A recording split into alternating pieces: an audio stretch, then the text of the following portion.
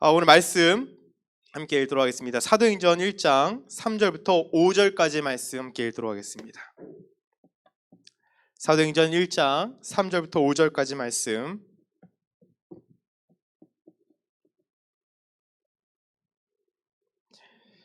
신약성경 185페이지입니다. 제가 말씀 읽도록 하겠습니다.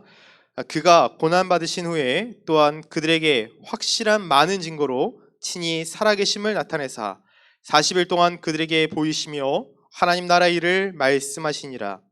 사도와 함께 모이사 그들에게 분부하여 이르시되 예루살렘을 떠나지 말고 내게서 들은 바 아버지께서 약속하신 것을 기다리라. 요한은 물로 세례를 베풀었으나 너희는 몇 날이 못되어 성령으로 세례를 받으리라 하셨느니라. 아멘.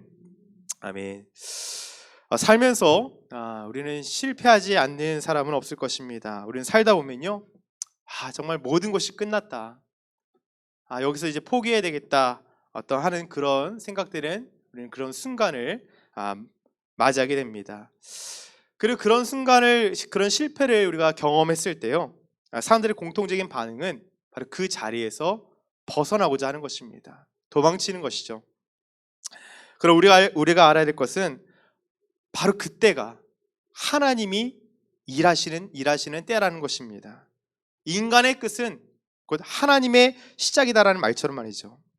오늘 우리가 읽은 이 사도행전은요, 잘 아시다시피 누가복음에서 이어지는 책입니다.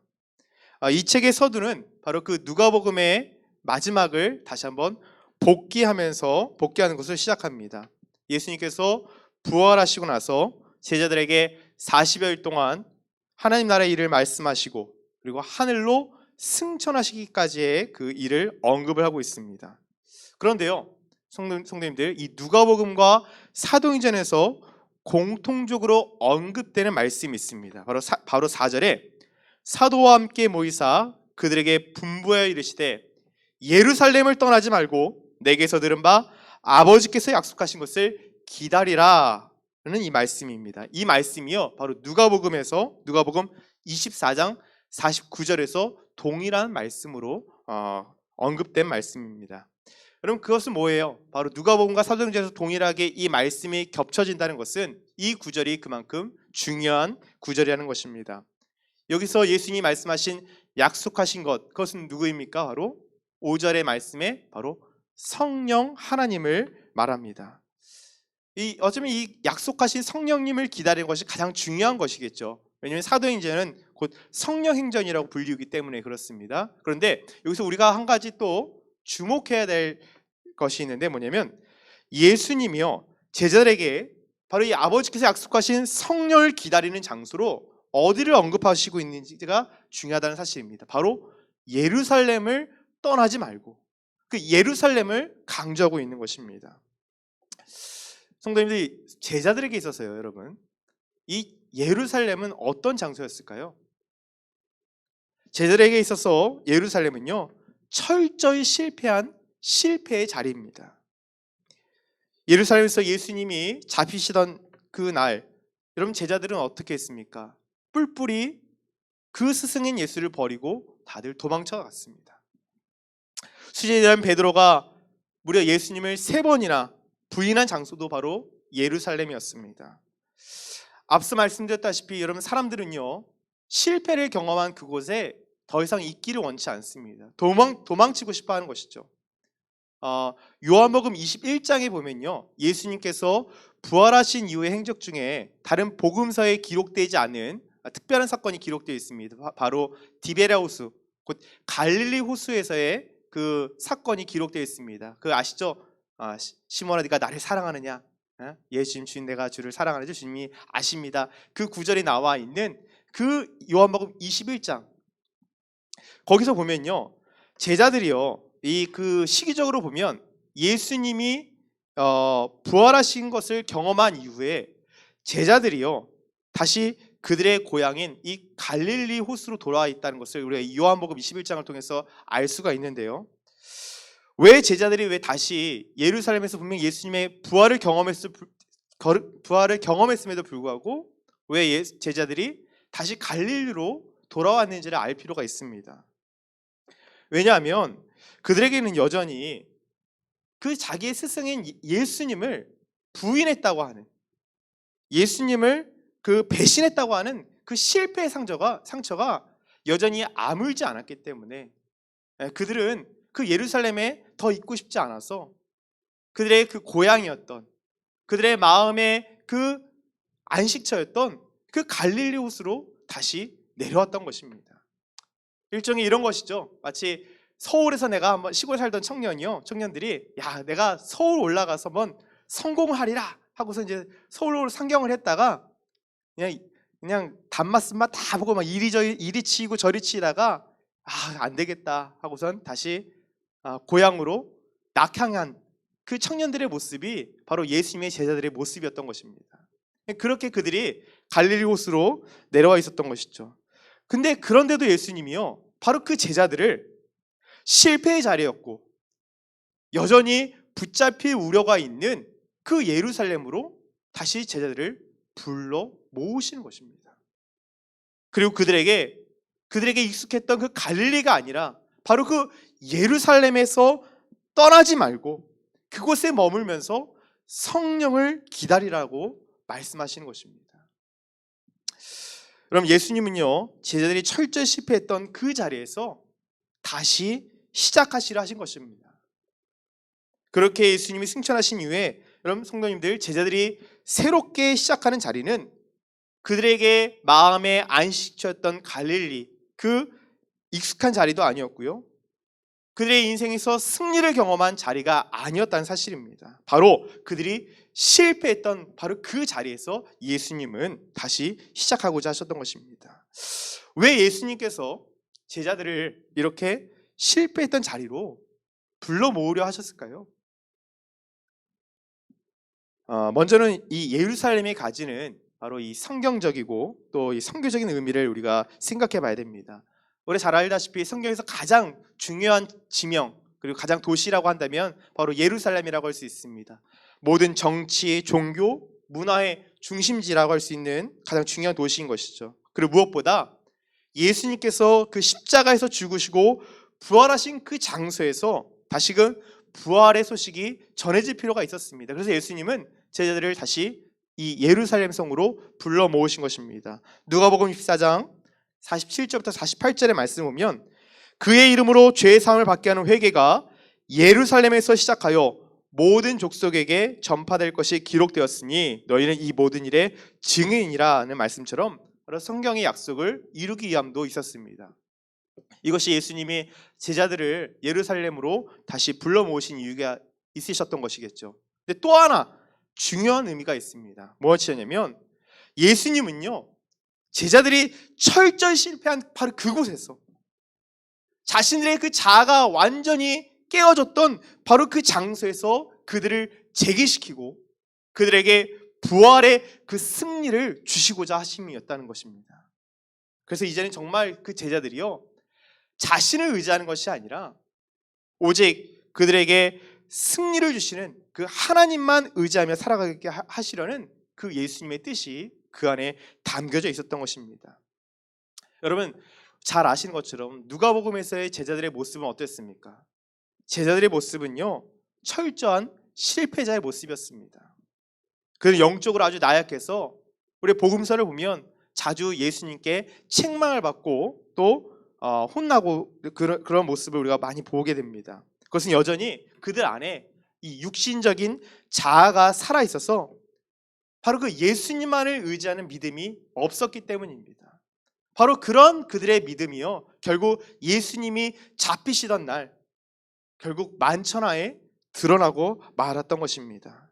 그랬던 그들이요, 여러분 사도행전에서는요 완전히 달라진 모습을 보이게 됩니다. 물론 때때로 인간적인 모습 또 좀 부족한 모습을 보이곤 하지만 분명 그 제자들의 모습은요 바로 이 복음서에 나타나는 제자들의 모습과 180도 달라진 모습을 보이게 됩니다.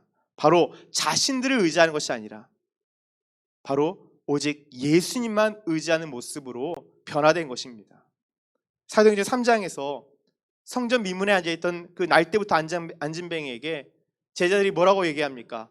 내게 은과 금은 없거니와 내게 있는 것을 네게 주노니 나사렛 예수 그리스도의 이름으로 일어나 걸으라. 그러니까 제자들이요, 고린도후서 1장 9절의 말씀처럼 이는 우리로 자기를 의지하지 말고 오직 죽은 자를 다시 살리시는 하나님만 의지하게 하심이라는 말씀처럼 제자들이 이제 완전한 믿음의 사람, 성령의 사람으로 증인된 삶을 살고 있는 것을 보여주는 사건이었습니다. 여러분, 이처럼 하나님은요, 철저히 그 실패한 그 자리에 하나님은 찾아오십니다. 그리고 그들에게 하나님은 회복시키시고, 그리고 그들에게 소망의 약속을 주십니다. 하나님은요, 그것을 어디서 볼 수 있냐면 바로 에스겔서를 통해서 우리가 볼 수 있는데요, 이 구약 에스겔서를 보면요, 에스겔서는 크게 두 부분으로 나뉩니다.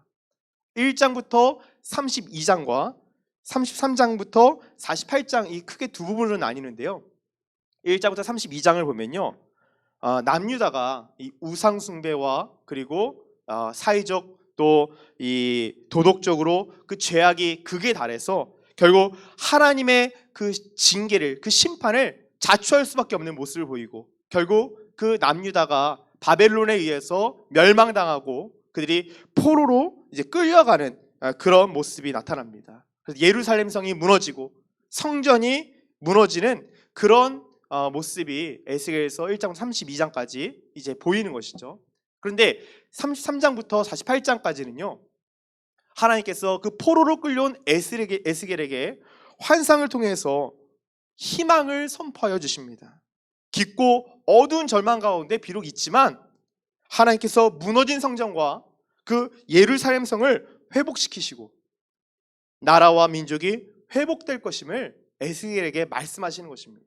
그래서요, 1장부터 32장은요, 하나님이 거기에 계시지 않다라는 내용으로서 이스라엘의 죄악을 고발하고 또 깜깜한 어둠에 관한 기록이라고 한다면, 33장부터 48장까지는요 하나님이 거기 계신다 라는 내용으로서 희망과 구원, 회복의 메시지가 담겨 있습니다. 그래서 에스겔서의 마지막 구절은요, 이런 구절입니다. 그 성읍의 이름을 여호와 삼마라 하리라 라고 말하고 있어요. 여기서 말하는 그 성읍은 바로 예루살렘 성읍입니다. 그리고 이 여호와 삼마라고 하는 이 이름의 뜻이 무엇이냐면 여호와께서, 하나님께서 거기에 계시다라는 것이에요. 지금 철저히 실패한 그 자리 가운데 하나님이 함께 하시고 있다는 것입니다. 이스라엘이 비록 지금 포로로 끌려와서 철저한 실패 속에 있지만 하나님은 지금 희망을 선포하시고 있는 것입니다. 그래서 에스겔에서 말하고 있는 하나님은요, 이스라엘 백성들의 그 실패한 자리에 찾아오셔서 그들에게 새 소망과 희망을 주시는 분이시라는 것을 전하고 있는 것입니다. 여호와 삼마의 이름, 그 하나님의 이름을 기억하시길 저희는 축복합니다. 이처럼 여러분, 하나님은요, 백성의 그 실패한 이들에게 찾아오셨어요. 위로를 주시고 용기를 주시는 분이십니다. 여러분, 하나님은요, 결코 그 자녀를 버려두지 않습니다. 그가 연단되는 과정을 통해서 진정으로 하나님의 사람으로 변화되도록 하시고 그들의 실패 가운데 다시 일어서게 하십니다. 인간의 끝이 진정 하나님의 시작이라는 것을 이제 보게 되는 그런 일을 하나님이 하길 원하시는 것이죠. 근데 여기서 우리가 한 가지 짚고 넘어가야 될 것이 있습니다. 뭐냐면, 그렇다고 해서 모든 사람들이 다 이 실패 속에서 다시 일어나는 경험을 하는 것이 아니라는 사실입니다. 우리는 실패를 통해서 두 가지를 깨닫고 우리의 삶 속에 적용해 나가야 되는데요, 바로 이것을 해 나갈 때 하나님이 그 실패한 자리에 함께 계시는 줄 믿습니다. 첫 번째는 뭐냐면, 내 삶의 주권이 나에게 있지 않고 오직 하나님께 있음을 인정하는 태도입니다. 여러분, 우리가 예수님을요 구주로 우리가 마음에 모시지만요, 여전히 예수님을 주님으로 모시는 데에는 여전히 우리가 평생의 숙제가 되는 줄 믿습니다. 예수님이 나의 구원자라는 것을요 우리는 부정하지 않아요. 그런데 예수님이 나의 삶의 모든 주권자시고 나의 삶을 이끌어 가시는 분이시고 나에게 말씀하시면 내가 순종해야 되는 나의 주님이시다라고 하는 이 고백은요, 평생에 걸쳐서 우리가 싸워가야 할 이 문제입니다.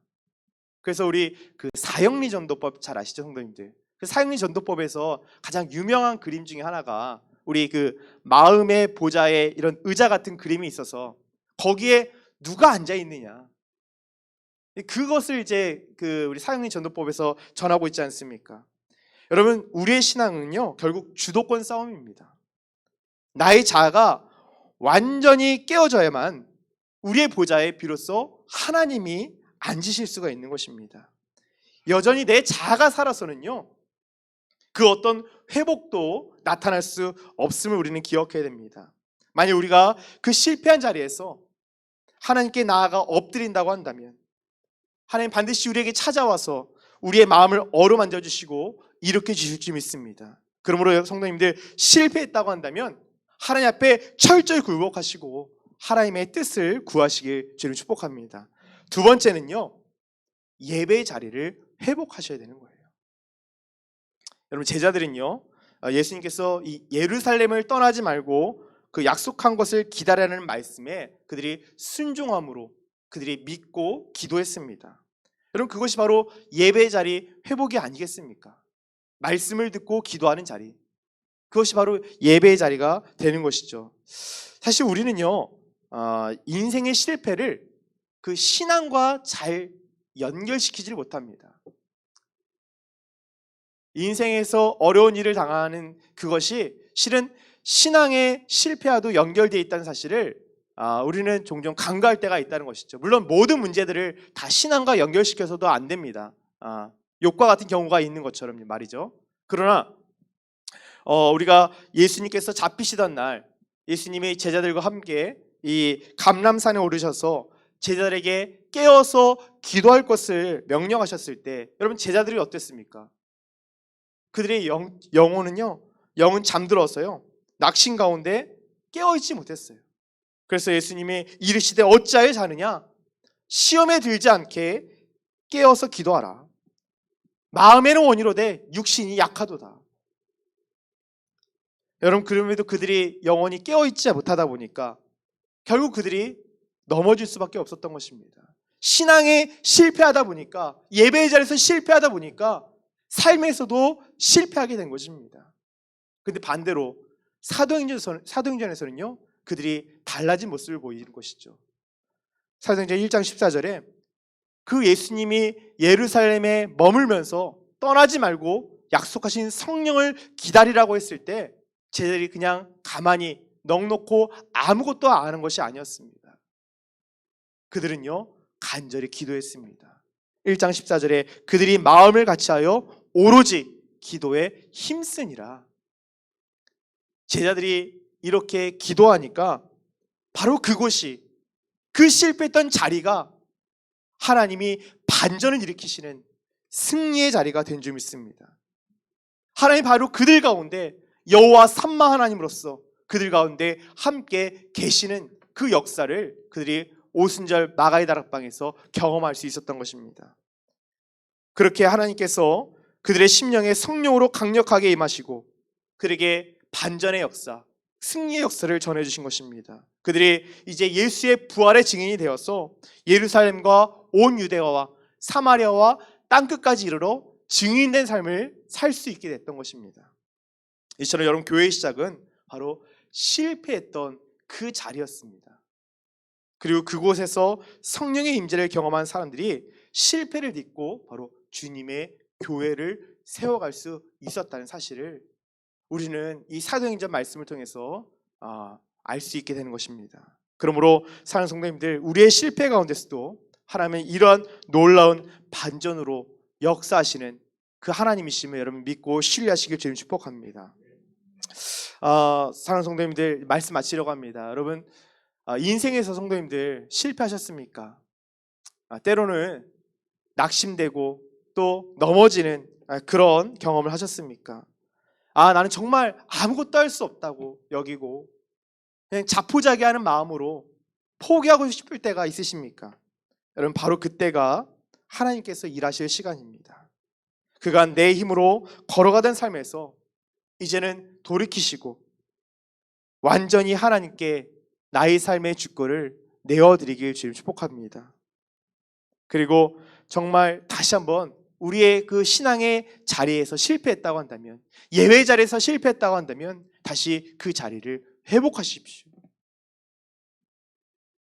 물론 그것이 공적인 예외만을 말하는 것이 아닙니다. 하나님과의 그 인격적인 교제의 자리, 나의 삶의 말씀과 기도가 있는 그 자리로 다시 나아가는 것입니다.